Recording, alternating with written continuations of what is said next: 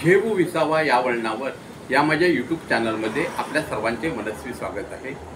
पुन्हा एकदा विनम्र प्रार्थना आहे, जर हा एपिसोड आपल्याला आवडला तर निश्चितच लाईक करा, शेअर करा आणि सबस्क्राईब करा।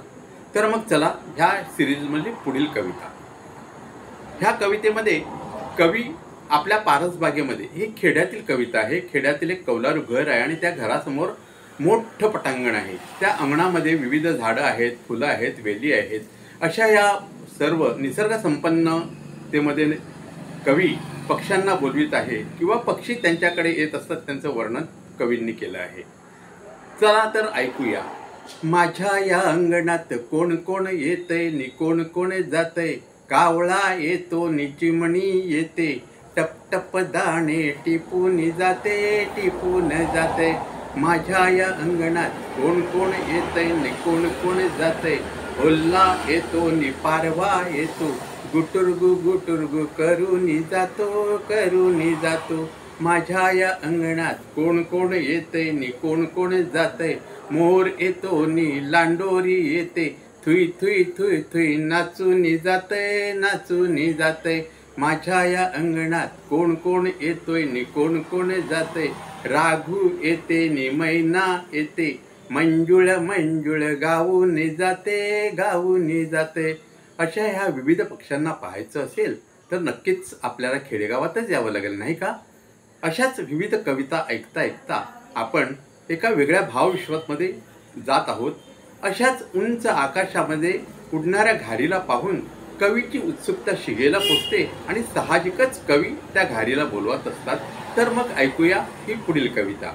ए घारी माझ्या दारी चारा पाणी घे तरी, ए घारी माझ्या दारी चारा पाणी घे तरी, पारावरल्या झाडाच्या का जाऊन बसती शेंड्यावरी, एकलीच तू आकाशामध्ये घालील घिरट्या कधी मधी, ए घारी माझ्या दारी चारा पाणी घे तरी, ए घारी माझ्या दारी चारा पाणी घे तरी, ढगा आडत्या म्हातारीला मदत करीन मी दळायला, वाजत घर घर पडेल झरझर पाऊस कौलारावरी, ए घारी माझ्या दारी चारा पाणी घे तरी।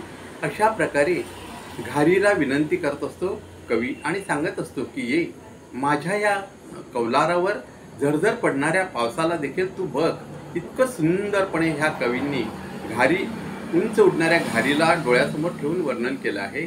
याच काव्यमालेतील तिसरी कविता आहे, ती मी आपणासमोर सादर करीत आहे।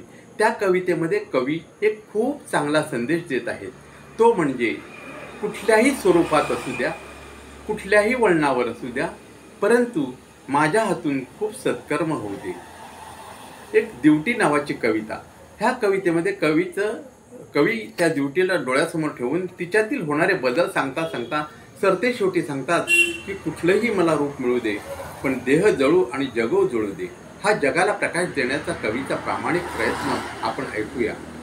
आधी होते मी दिवटी शेतकऱ्यांची आवडती, झाले इवले मग पणती घराघरातून मिणमिणती, समयी केले मला कुणी देवा पुढती ठेवोनी, काचेचा मग महाल तो कुणी बांधुनी मज देतो, कंदील त्याला जन म्हणती मीच तयाची परिज्योती, बत्तीचे ते रूप नवे पुढे मिळाले मज भरवे, वरात मज वाचून अडे झगमगाट तो कसा पडे, कसलेही मज रूप मिळो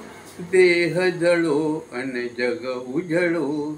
पाठ्यपुस्तकातील प्रत्येक कवितेमधून खूप काही चांगले संदेश आपल्याला मिळतात आणि म्हणूनच उत्कृष्ट नागरिक बनण्याचे नकळत आपल्यावर संस्कार होत असतात.